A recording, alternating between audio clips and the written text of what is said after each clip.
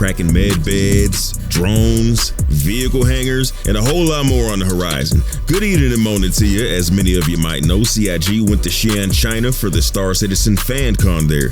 Erin, Roberts, and John Crewe were on deck answering questions about upcoming and near future features and gameplay. In the pursuit of going straight to the source rather than interpreting the info and giving it to you from there, here's the interview that took place just recently, edited down for English-speaking audiences. Enjoy. Can you introduce yourself? Hi, my name's John Crewe. I'm the Vehicle Director at CIG. Erin Roberts, and I'm the Chief Development Officer. So previously there's a plan that different size of the power plant will affect the performance of the ship weapons. So is this still intended, and will this improve the ability that larger ships fight against smaller light fighters? That is more of a question for system design than vehicle team, but the main benefit for larger and different types of power plants is just having more power available, rather than weapons will perform at a certain level with a certain amount of power pips and better at more. So if you have a better power plant, you have more power to choose to put in your weapons. It's kind of like last year at BC, we talked about the flak on the larger ships. Are there any plans to improve the ability of larger ships counter the smaller light fighters? Yes. So we're well aware that larger ships are sort of still suffering against smaller fighters. Flak is going to be one of the primary defenses against that by just stopping lighter fighters getting anywhere near them to do any damage. The aerodynamics of the ships very detailed. Will the torpedoes and missile future be launched in the atmosphere environment also be affected by these factors? Yes, the torpedoes and missiles, they use a simplistic flight model compared to the ships, but they do have a flight model, so they will be impacted. And in the future, if you are launching torpedoes, your ship will get lighter and your performance will change from that as well. Are there any plans or hints about how to achieve stealth torpedoes, low EM signature torpedoes, or they're really fast ones? Right now, if you fire a torpedo, it will immediately appear in enemy's radar. So, this change. There isn't any current plans to change that to have sort of stealth torpedoes. We want torpedoes to be a big, if you have a torpedo coming at you, it's a big thing that you need to deal with, and it needs to be signposted. What about specified ship like Eclipse? Different for ships, so part of their role is being stealthy. That allows them to get closer to do things, but still, when they launch their torpedoes, that's the big moment that you just have the benefit that you're closer when that happens, so there's less time to react. For exploration ships, what is the core gameplay of exploring the universe? And also, will there be actually functional modules for exploration ships, rather than simply more fuel tank or better radar? These are really simple. We want more. That is not my area, gameplay loops. But yes, we want there to be things to do for exploration. It's sort of, we're aware that there isn't really a clear, this is what exploration means in Star Citizen. And that has changed over the years. From obviously Star Citizen 10 years ago was much smaller in scope, so it was easier to say that. That's one for system and game design to answer, not me. Tier 5 ship building. Will upgraded ships with better performance have a different looks from the exterior? It's not something we've fully decided on. The main benefits are all just stats and performance. Whether that translates to some visible difference, we're looking at options for it. Obviously, if we do visual differences for every tier, for every ship, that's a huge amount of work. So if we do go that route, it will probably be very minimal, subtle changes, and maybe condensed in between tiers 1 to 3, have this, tiers 4 and 5 do something else. Any function future for the main residence or the primary spaceports have autoload systems? For example, the mission cargoes. It's really complex. Well, can we autoload them? We do still want to support auto loading and unloading. It will just be less efficient in both time and cost compared to you doing it or your crew doing it. So it's optional. It's optional, but you can. A question we all want. Are there any plans for a smaller vehicle elevator? in the extra large hangars. For example, a one that I can call like a Gladius or PTV or like ground vehicles or mini flight vehicles. So we do plan on still supporting ground vehicles to come up in the freight elevators, and that is scaled by the size of the hangar. So the extra large hangars can take a Nova tank coming up in the freight elevator, which will drastically simplify that.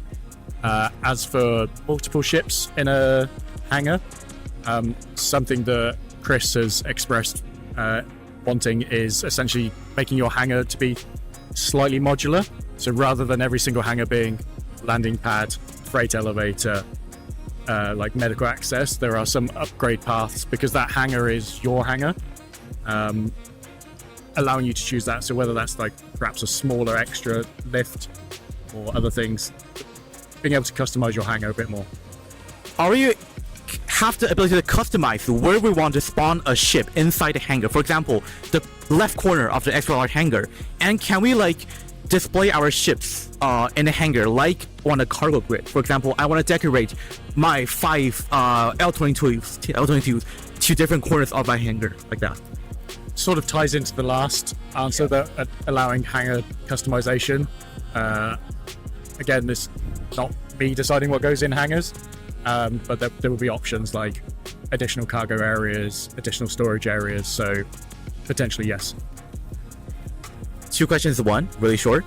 One, extra large hangar, they rise too slow. Any plan for improvement? And also, how can we fix the bugs that once you claim the ship, it shows destroyed on the ASUP terminal? It's a bug like the player often meet. Sometimes it's still like clip into the pad. Yeah. We can look at the speeds. It moves slowly because it is a humongous pad, so we do want some level of like realistic belief of that. Like if it moves 3 times the speed, it's going to look really fake. Yeah. So we can look at like whether it could be sped up. And then yes, that is a bug. Looking to fix it. It annoys us as much as players. Okay. Drones with tractor beams to assist your cargo load. Is that possible? It's possible. Drones are sort of gated behind base building at the moment. We're working with drones for base building as like their first introduction in the game, and then we have obviously lots of ships with different drones. Ones with tractor beams are not impossible to do at that point. We have tractor beams, we have drones. The 2 should be able to be added together for certain uses. Smaller question: are there any plans for Hull A to have its own tractor beam? No. Mail. Okay. The water in PU is beautiful. Are there going to be flyable ships that can also float on the water? So I believe we changed this semi-recently, that ships don't instantly explode when they touch the water. Now you have to get them like underwater to do that. There isn't any current plans to have like ships that can also sail. If people paid extra close attention to the Squadron CitizenCon video, there you saw a little sneaky peek of a boat at the end, and those are things we would like to bring to Star Citizen, but they need to have a gameplay use to justify having them. Can you reveal an unreleased ship's brand or its function briefly, if that's possible? There is a medium fighter coming this year. What are the technical difficulties you moved gold standard Idris from Squadron 42 to PU, and is that still a potential plan for this year? So the Idris that you have in the PU, we're pretty happy with. There's obviously some bits that could be improved with, and there isn't going to be any like large passes of work done until after Squadron releases. Plan for the Kraken with the medbay? The Kraken is going to have some med bays on it. I believe the original concept didn't have any, and then I think in the Q&A we said that it would. So I can tell you now that it has 2 med beds, and I'm not going to say what tier. Okay. Odin again. Price, function, anything? The only things I will say on the Odin is its name. It's a battle cruiser and it's very big.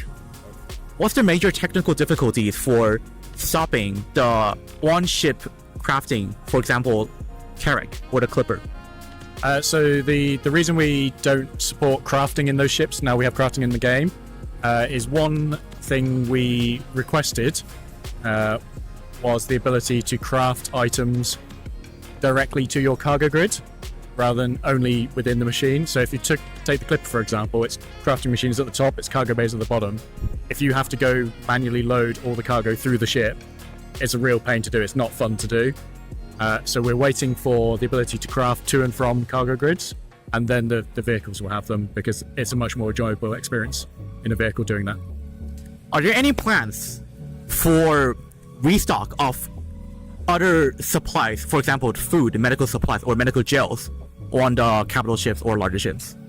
Yes, that is something we want to do. So we want ships to essentially have their internal reserves of food, water, whatever, and you to be able to either store it on the cargo grid and it consume it, and then so the food machines and the chow lines and the galleys that you have in ships, those will be where you'll get the food from, and it will take that from the resources that you have to refill.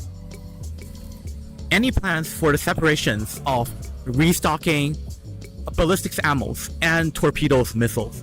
Because when they mix together, it gets really expensive. For example, I only want to restock the ammos on the Perseus, but not the torpedoes. Yes, that is something we want to do. I don't have any insight on when, because, yeah, for ships like the Perseus, it's very inconvenient.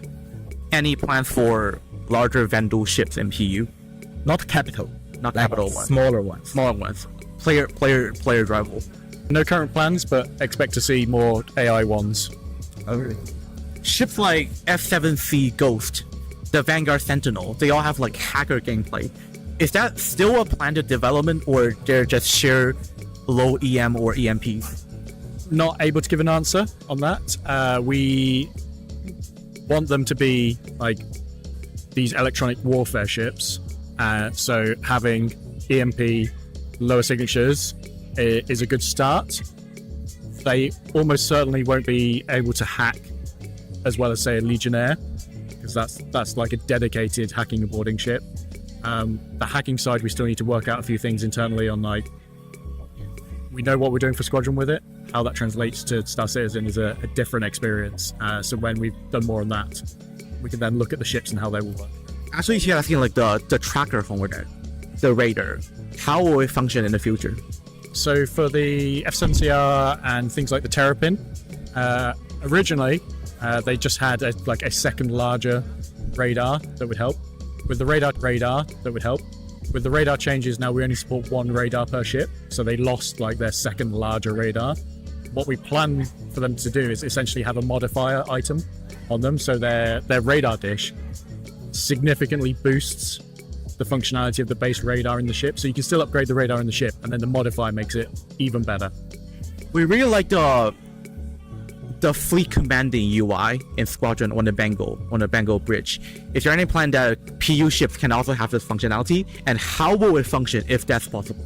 I can't go into the how, but yes, we do want those hologlobes that you see in Squadron to be your fleet commander view of ships. So if people played, say, like Battlefield 4 commander mode, Battlefield 2 commander mode, giving you that same like overview of the battlefield and being able to go, I want you to go here, you to go here.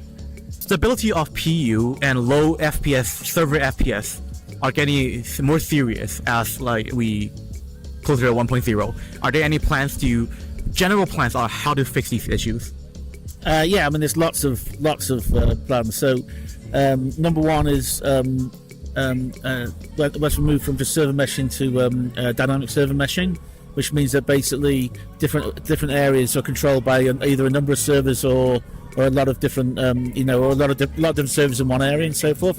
That means that basically that the server load. Secondly, when you talk about instability, it can be a lot of different things. So we're putting in a bit of last year we spent a lot of time consolidating the build. This year we've pushed some new features in the beginning of the year, and we're going to put some more in. When you do that, it creates a little bit of instability. So we're also going to go back and make sure we put some more time into bug fixing to get some of that stability back.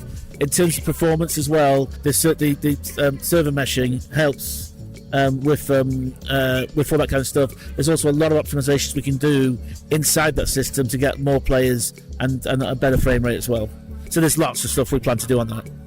Are there any plans for players to see the details of other ships, AI or player, through the F2 star map? Through the star map, I'm not sure. Obviously, there's going to be plans that we're going to get into a lot more detail in terms of how you scan and so forth, and where you know. But we'll definitely, with certain types of ships, you'll have more information on ships, especially if you're a bounty hunter, and where they are and what they are. But I mean, that's just a level of, as John was saying next to me, is probably the systems team would want to get into that detail of it. But definitely, yes, you're going to get more detail. How it's going to be shown is going to probably depend on the ship you have, and also the career you've chosen as well. Are there any plans for fixing Chinese player meeting API issues when playing PU or visit the official website? Like every time we start the RSI launcher, there's a loading screen. No, not loading, login screen. So like if I'm using like VPN or something to connect the game server, after I close it, it will automatically log out. So every time I log in, although I push the remember me button, but it won't save. So the API is continue changing because we can only use VPN to connect the game. On that one, I'm not sure. I mean, but obviously that's something that should be sent in, and so people can look at. But on that one, I can't really give you an answer. I'm not sure why it's happening. So probably this question is connect to: is there any plan to have actually network service or something like actually company in China? Obviously we're in alpha right now. That'll be a decision we'll make when we go to 1.0, and that kind of stuff. But we haven't not made that decision. But basically, right now we're obviously just trying to finish the game, get it running, get it to 1.0, and at 1.0. That would be when a lot of those decisions are made when it's what we call the final live product. Any plan for temporary jump points, like the ones character can discover, or like single use or something like that? Yeah, the plan will be in the lore of the game and how it works. There definitely will be, there will be temporary jump points, and there'll be 100% plan for. Part of the exploration will be to find jump points no one's found before, to map them out.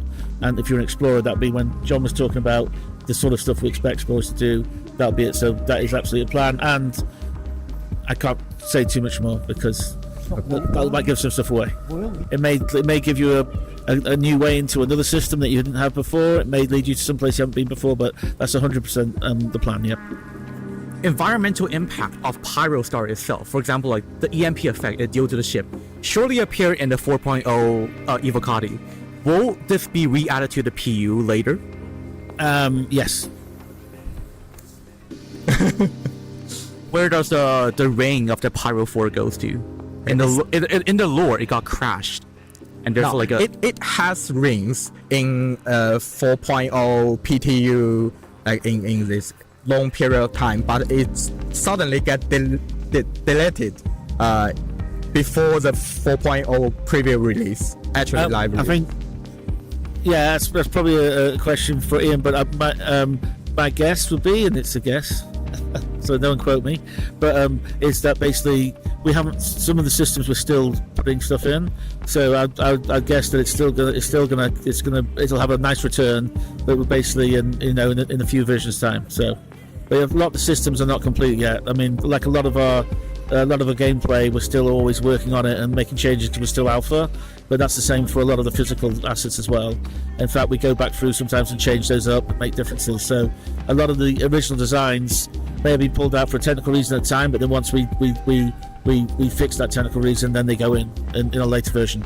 First of all, will there be underwater biome? Second one, will there be plans for players to explore these underwater biomes? Not maybe through ships, but like just I dive into it and look for an unknown treasure, things like that. Yes, but I wouldn't. It's not going to happen in the next in the near future. But 100%, we plan to have all our locations, planets have underwater biomes, exploration of underwater biomes, fauna and basically flora, which is underwater as well, and that kind of stuff. We want all our locations to be living and breathing, but that will all come as we expand the planet's universe. large language models are being used in new generation games. Will there be AI-driven communications with the NPCs in the future? For example, when I talk to an NPC in a new Babbage, its dialogue is like AI generated, or it's driven by AI to give you like more vivid response. We definitely have planned to use that sort of technology. Obviously, right now, not at the moment. That's not on the. But we are looking at a bunch of ways to drive the experience and make it much more immersive for the player in terms of like how we deal with the population and that kind of stuff. And that conversation has come up, and we've spent some time talking about it. Any plan for fixing the item finder part in the Moby class, where we can actually locate where our local inventory items are, or locate what specific items are when I'm really lost? Yes, absolutely. That's going to come along with. We're going to need that feature to work well, especially where ships are stored. And along, so this is a bunch of a lot of changes that actually you'll all start seeing over the next few months, where we start actually start getting a lot more of the economy working and working out where things should be and so forth and stuff. So, well, months, yeah, but when I say months. But yes, we are right now. We're going to start to spend a lot of time on fixing the economy, fixing where making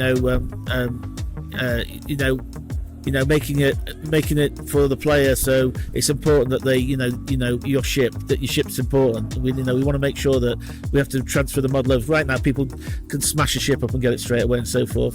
There's not much of a cost to it, but we're going to start bringing some cost in for not taking care of your equipment, your ships, and your money and so forth. But that's the whole thing of taking care of the economy and everything else that goes along with it. And part of that system is if you have 12 ships somewhere and 2 are one planet, 4 another, 2 another planet, you need to know where they are. You need to be able to get them to you. You need to pay to have someone fly them over to you and so forth. All that stuff needs to work well.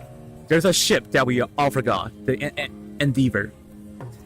What are the science gameplay in the future, 1.0? Or be more specific, what will this Endeavor ship be like in the future? If you watch the video that we did here today, that I think also goes out on YouTube next week, there's a very, very, very small bit about science in there. And it's something that Torsten, system design, is extremely passionate about and wants to really spend some time on. It just hasn't got the opportunity to yet. Endeavor news, though, what I will say is the work we've done for the command module for the Caterpillar and Ironclad directly helps the Endeavor because the front of that ship come off. So that's one feature ticked off for doing the Endeavor. The positive buff of the foods are currently it's really minimal. For example, hydrated or like mind boost, something like that. Yeah. Will there be crafted food give you stronger buff in the future that are like more powerful or more long lasting? Yes, that's all part of the when we talk about the economy, the systems, and that kind of stuff. Is all part of the balancing that we're going to start bringing in over the next months and years. Where basically, at first when we brought food and water in, we didn't want to make it something that was going to be like, oh, I haven't drank water in the last hour, so I'm going to drop over, fall over, or I haven't eaten food, so I'm going to fall over. So we basically brought it in as something that you have to do. But the idea will be that we want people, if they want to be, they could have a profession of making food, and they can make the best food ever, the best cakes, and that's going to give you better stats or boosts and so forth. Just like nowadays certain sugars and so forth can give you a boost if you're tired, all that kind of stuff and things. So, but we definitely have all that planned. We want to be doing that, but once again, that's something that will be coming in over the next period of time, a few months and so forth. Really thanks for that, Erin. Thank you very much.